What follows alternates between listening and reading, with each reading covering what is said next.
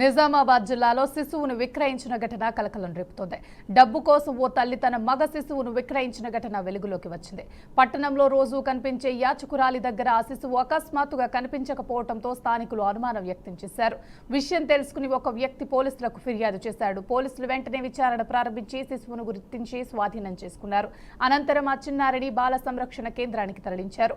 ఈ ఘటనపై మరింత లోతుగా విచారణ కొనసాగిస్తున్నట్లు పోలీసులు వెల్లడించారు.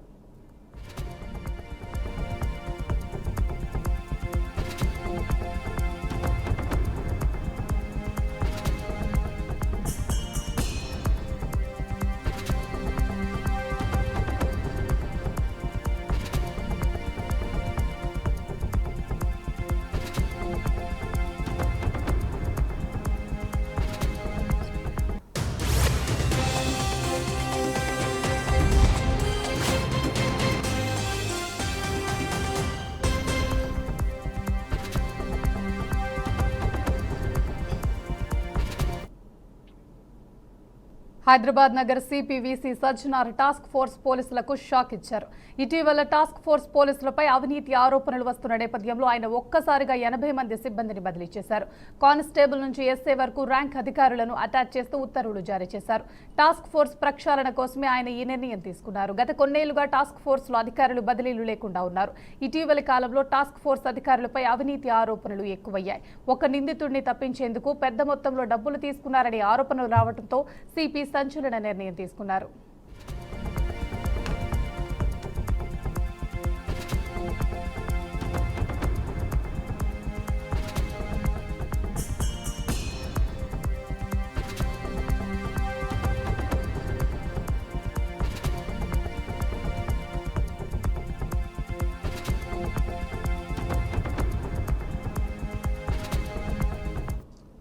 హైదరాబాద్ నగర సిపివిసి సజ్జనార్ టాస్క్ ఫోర్స్ పోలీసులకు షాక్ ఇచ్చారు.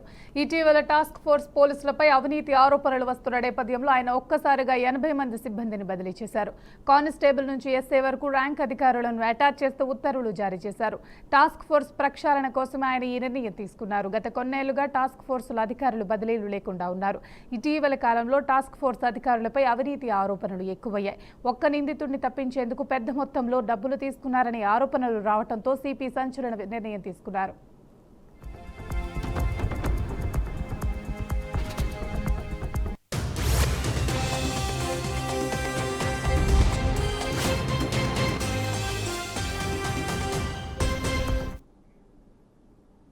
ఉపాధి హామీ పథకం పేరు మార్పుపై కాంగ్రెస్ అధినేత్రి సోనియా గాంధీ స్పందించారు. ఎంజీఎన్ఆర్ఈజీఏను కేంద్ర ప్రభుత్వం నాశనం చేస్తుందని మండిపడ్డారు. ఎంజీఎన్ఆర్జీఏ రూపురేఖలను ప్రభుత్వం మార్చిందని ఆవేదన వ్యక్తం చేశారు. కోట్ల మంది రైతులు కూలీల ప్రయోజనాలను దెబ్బతీశారని అన్నారు. గ్రామీణ పేదలకు మోదీ ప్రభుత్వం విస్మరిస్తుందని ఆగ్రహం వ్యక్తం చేశారు. ఎంజీఎన్ఆర్ఈజీఏ స్థానంలో కేంద్రం నల్ల చట్టం తెచ్చేందుకు కుట్ర చేస్తుందని ఆరోపించారు. ఆ నల్ల చట్టంపై పోరాటం చేసేందుకు అందరూ సిద్ధంగా ఉండాలని సోనియా గాంధీ పిలుపునిచ్చారు. 20 ఏళ్ల క్రితం మన్మోహన్ సింగ్ ప్రధానిగా ఉన్న సమయంలో ఈ చట్టాన్ని తీసుకొచ్చాం. లక్షలాది గ్రామీణ కుటుంబాలకు ప్రయోజనం చేకూర్చే విప్లవాత్మక చర్య తీసుకున్నాం. కోవిడ్ వంటి సంక్షోభ సమయంలోనూ పేదలకు ఇది జీవనాధారంగా మారిందని సోనియా గాంధీ స్పష్టం చేశారు.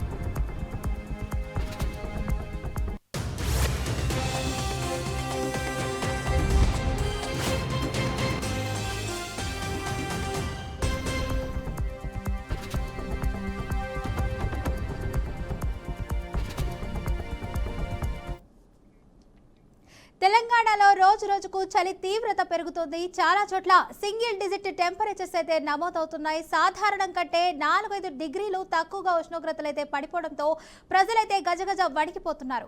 పటాన్ చెరువు, ఆదిలాబాద్ లో 7 డిగ్రీల కనిష్ట ఉష్ణోగ్రతలు అయితే నమోదయ్యాయి. ఇక మెదక్, రాజేంద్ర నగర్, హనుమకొండలో 9 డిగ్రీల కనిష్ట ఉష్ణోగ్రతలు రికార్డ్ అయ్యాయి.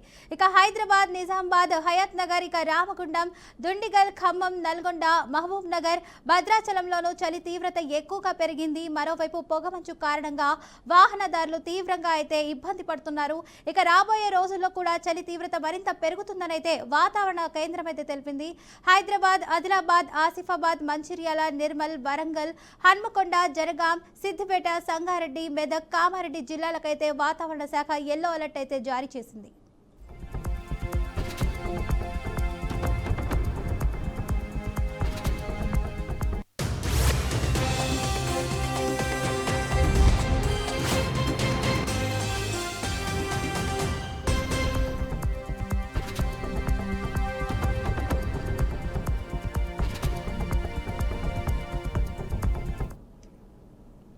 ఉత్తర భారతం తీవ్ర చలితో వణికిపోతుంది. జమ్మూ కాశ్మీర్, హిమాచల్ ప్రదేశ్లలో తాజా హిమపాతం ప్రారంభమైంది. ఎత్తైన భూభాగాల్లో భారీగా మంచు కురవటంతో లోయ ప్రాంతాల్లో కనిష్ట ఉష్ణోగ్రతలు ఘనీభవ స్థాయికి దిగువకు పడిపోయాయి. జనవనరుల ఉపరితలంపై పలుచని మంచు పొరలు ఏర్పడినట్లు అధికారులు తెలిపారు. అనేక ప్రాంతాల్లో 0 డిగ్రీల సెల్సియస్ కంటే తక్కువ ఉష్ణోగ్రతలు నమోదవుతున్నాయని వాతావరణ శాఖ వెల్లడించింది. గుల్మార్గ్, స్కై రిసార్ట్, సోనామార్గ్, దూద్పత్రి సహా దక్షిణ ఉత్తర కశ్మీర్లలోని ఎత్తైన ప్రాంతాల్లో భారీగా మంచు కురవటంతో ఆ ప్రాంతాలు తెల్లని దుప్పటి కప్పుకున్నాయి. ఈ హిమపాతం పర్యాటకులను ఆకర్షిస్తుండగా మరోవైపు రోడ్లపై మంచు పేరుకుపోవడంతో స్థానికులు తీవ్ర ఇబ్బందులు ఎదుర్కొంటున్నారు.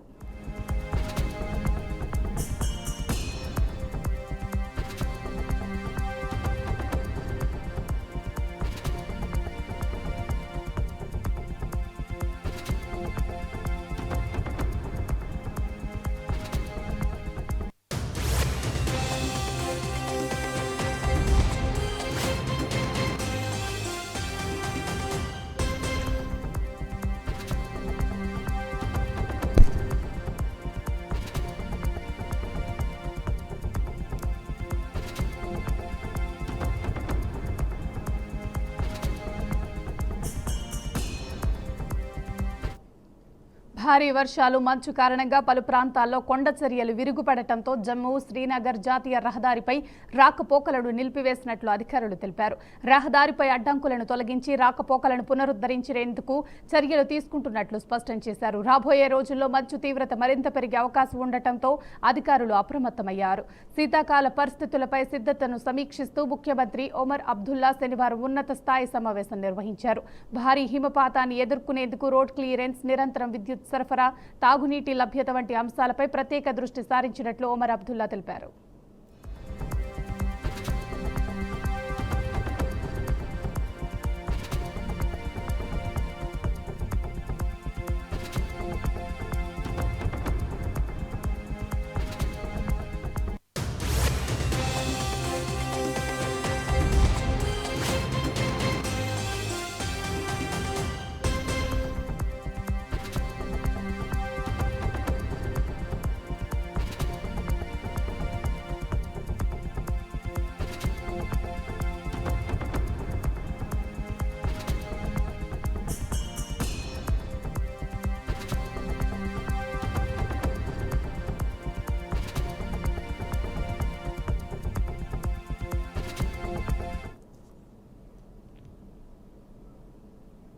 ఇటీవల ఎయిర్ ఇండిగో సంక్షోభం కారణంగా దేశవ్యాప్తంగా లక్షలాది విమాన ప్రయాణికులైతే ఎదుర్కొన్న ఇబ్బందులు తీవ్ర ఆందోళన కలిగించాయి. అయితే ఈ పరిస్థితికి కారణం దేశీయ విమానయాన రంగంలో ఇండిగో సంస్థకు ఉన్న గుత్తదప్యమేనని ఇక ప్రభుత్వ వర్గాలతో పాటు మేధావులు, నిపుణులు స్పష్టంగా అభిప్రాయపడ్డారు. ఇక సంస్థ తప్పు చేసిన తక్షణం చర్యలు తీసుకునే స్థితిలో అయితే ప్రభుత్వం లేకపోవడం పరిస్థితిని మరింత క్లిష్టం చేసింది. ఇక ఈ క్రమంలో విమానాశ్రయాల నిర్వహణలో అయితే గుత్తాధిపత్యాన్ని అయితే సాధిస్తున్న అదానీ గ్రూప్ పై దృష్టి పడింది. ఇప్పటికే దేశంలోని పలు కీలక ఎయిర్పోర్ట్లను క్రమంగా తమ ఆధీనంలోకి తీసుకున్న అదానీ గ్రూప్ కీలక స్థానాన్ని అయితే సంపాదించింది. ఇక విమానయాన రంగంలో మరో పెద్ద సంక్షోభం తలెత్తే ప్రమాదం ఉందని కూడా నిపుణులు హెచ్చరిస్తున్నారు.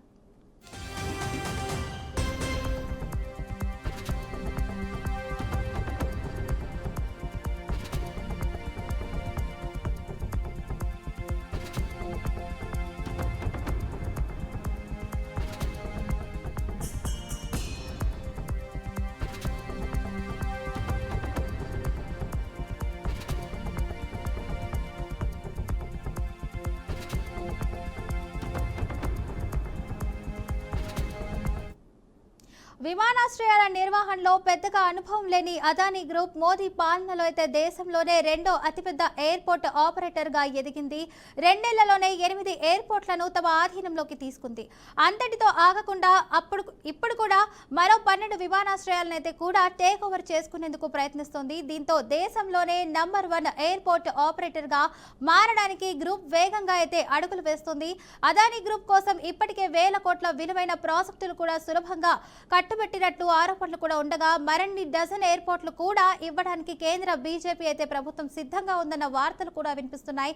ఇక ఈ పరిణామాలపై నిపుణులు అయితే తీవ్రమైన ఆందోళన వ్యక్తం చేస్తున్నారు.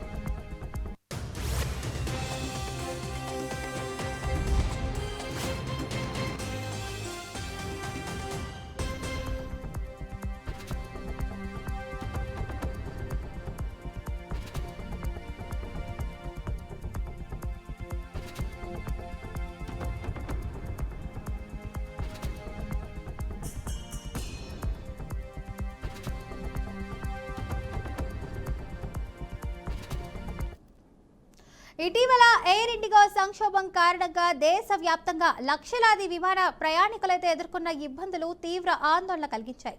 అయితే ఈ పరిస్థితికి కారణం దేశీయ విమానయాన రంగంలో ఇండిగో సంస్థకు ఉన్న గుత్తాధిపత్యమేనని ప్రభుత్వ వర్గాలతో పాటు మేధావులు, నిపుణులు స్పష్టంగా అభిప్రాయపడ్డారు. ఇక సంస్థ తప్పు చేసినా తక్షణం చర్యలు తీసుకునే పరిస్థితులు అయితే ప్రభుత్వం లేకపోవడం పరిస్థితిని మరింత క్లిష్టమైతే చేసింది. ఇక ఈ క్రమంలో విమానాశ్రయాల నిర్వహణలో గుత్తాధిపత్యాన్ని అయితే సాధిస్తున్న అదానీ గ్రూప్ పై దృష్టి పడింది. ఇప్పటికే దేశంలోని పలు కీలక ఎయిర్పోర్ట్లను కూడా క్రమంగా తమ ఆధీనంలోకి తీసుకున్న అదానీ గ్రూప్ కీలక స్థానాన్ని అయితే సంపాదించుకుంది. విమానయాన రంగంలో మరో పెద్ద సంక్షోభం తలెత్తే ప్రమాదం ఉందని కూడా నిపుణులు హెచ్చరిస్తున్నారు.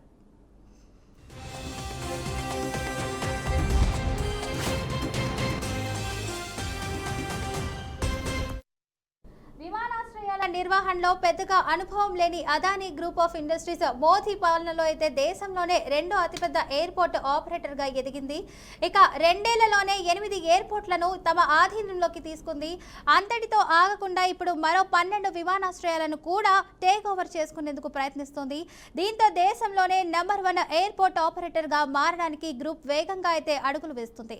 ఇక అదానీ గ్రూప్ కోసం ఇప్పటికే వేల కోట్ల విలువైన ప్రాజెక్టులు సులభంగా కట్టబెట్టినట్లు ఆరోపణలు ఉండగా మరిన్ని డజన్ ఎయిర్పోర్ట్లను కూడా ఇవ్వడానికైతే కేంద్ర బీజేపీ ప్రభుత్వం సిద్ధంగా ఉందన్న వార్తలు కూడా వినిపిస్తున్నాయి. ఇక ఈ పరిణామాలపై నిపుణులు తీవ్రమైన ఆందోళన వ్యక్తం చేస్తున్నారు.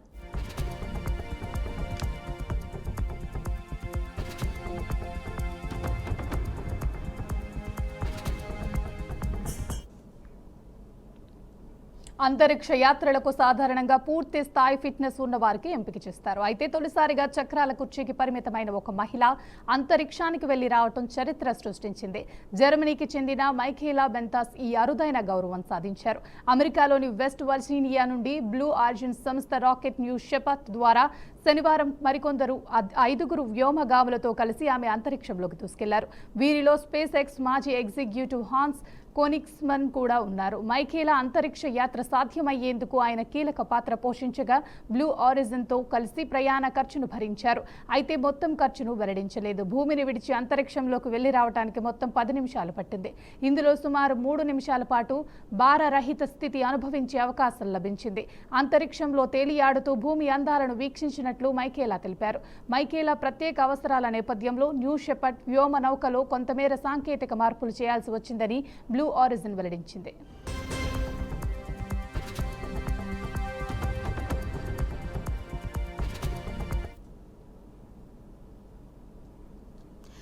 దక్షిణాఫ్రికాలో జరిగిన కాల్పులు ప్రాణాంతకంగా మారాయి. ఓ సాయుధుడైతే జరిపిన కాల్పుల్లో 10 మంది అక్కడికక్కడే మృతి చెందగా మరో 10 మంది తీవ్రంగా అయితే గాయాలు పడ్డారు.